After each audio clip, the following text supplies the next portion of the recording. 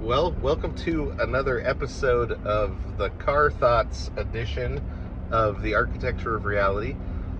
I've been um, working quite a bit to some deadlines, and so have missed a few days here now in a row. But one of the things that I've been working on is a new philosophy curriculum for teachers to be able to teach philosophy, really aimed at about the high school level. Just sort of the overarching history of philosophy and the way theologians throughout history have pulled in philosophy, some of the integration points, as well as some of the places where philosophy, the great conversation of the philosophers, has come into conflict with Christianity, and sort of looking at all of those different things, but really aimed at a philosopher by philosopher level. What did different people teach, and how did different theologians interact with them? But I've been in the pre-Socratic philosophers, those sometimes called the 8 sages of Athens, or the eight sages of Greece.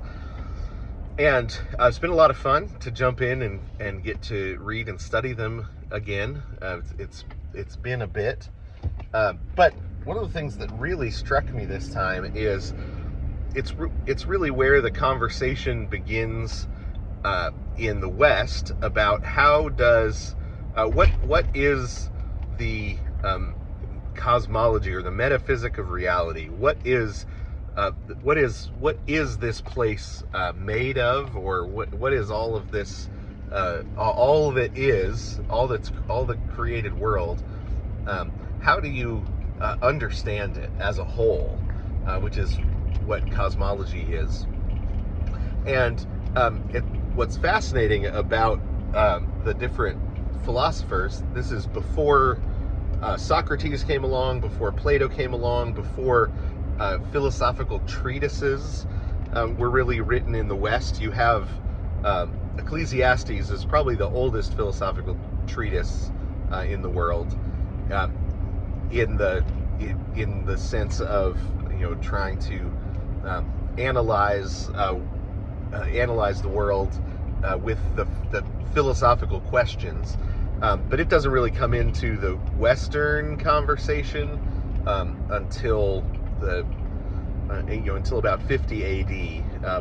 I guess Moses would probably be considered the oldest philosopher, in the sense that he's answering the philosophical questions in the book of Deuteronomy with his reflections on the law. But in the Greek world, it starts with the 8 sages, and different philosophers put forward different elements as the base element. You have water put forward, air, or water put forward, the atom, meaning the smallest bit of physical matter, put forward. You've got fire put forward as the main, the base, the foundational element of everything, or energy. And in the midst of all these conversations, what's fascinating to me reading them this time is the way that each of them grabs onto one of the elements and then makes an argument. Here's why this is the foundational element of everything else. And each of the different philosophers develops some linguistic category that's later picked up in the New Testament for Paul or John, because for example, what Jesus being called the Logos, well, that word was developed by a pre-Socratic philosopher.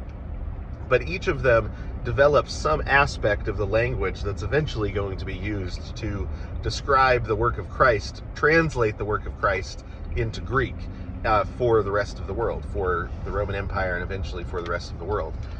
And what's fascinating is each of them, as they reflect on one of the elements, what is this element, they develop a philosophical language or linguistic categories that can then be used to describe Jesus, because the Bible also tells us that every one of the elements is a reflection of who God is, of their creator.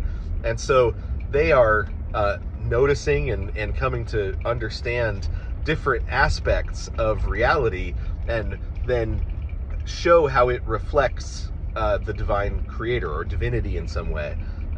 So they're in some ways they're bumping around in the dark, but you can already see the way God is preparing the fullness of times for the New Testament to come and complete, for Jesus to come and complete, and then the New Testament to record in these pre-Socratic philosophers. Now Plato comes along and Aristotle come along, and they further develop that language.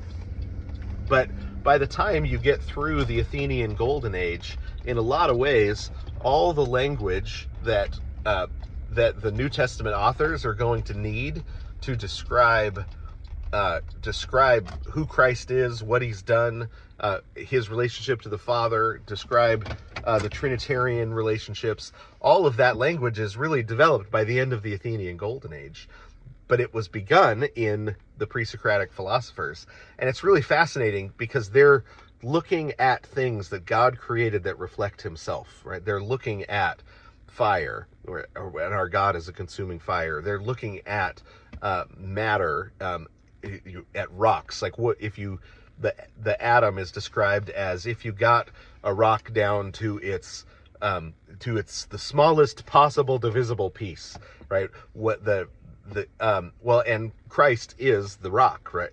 You have they're finding true things about the divine nature by looking at his creation and coming to understand how it reflects the base reality.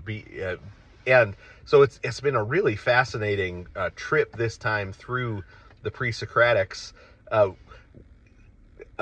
because last time I read them, it was so long ago. It was before I really had come to understand the way the world, allegorically, metaphorically reflects its creator. But this time you can see that, when we are told that Christ is the unifying point of all things, that everything was created by him, for him, through him, and to him, that means that everything that God created is created as a window through which we can see something about its creator. And we see, before the New Testament even comes along, that you have these people doing that, recording it, and because that they found something true, their writings are preserved. Because there's lots of people that wrote things down and they weren't preserved. But the pre-Socratics were preserved because they saw something true. Now, they didn't have the full picture. It'd be like, finding the ankle bone of an elephant, and you can figure out certain things about it. Like, this creature, it must have weighed a lot. This creature must have been big, right? There's things that you can find out about it, but you really couldn't draw a complete picture of an elephant from an ankle bone, even though you have people getting grant money from the government for finding ankle bones and projecting the missing link, out of it. But you actually can't do that. But you can still say something true, in a limited sense, about an elephant just looking at the ankle bone. Well, and you have something similar going on with the pre-Socratics, and because they found something true, they wrote it down. That language ends up coming into the pens of the writers of the New Testament, and being used. Those categories, those linguistic categories, are created in order to be used to describe God. And I thought it's just been a fascinating trip through Thales, Anaximander, Pythagoras. We don't have Pythagoras' writings, but we have his students writing down what he said.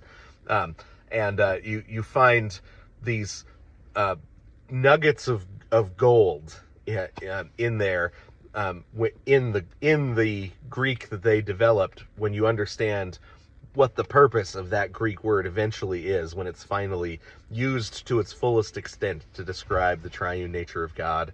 the incarnation,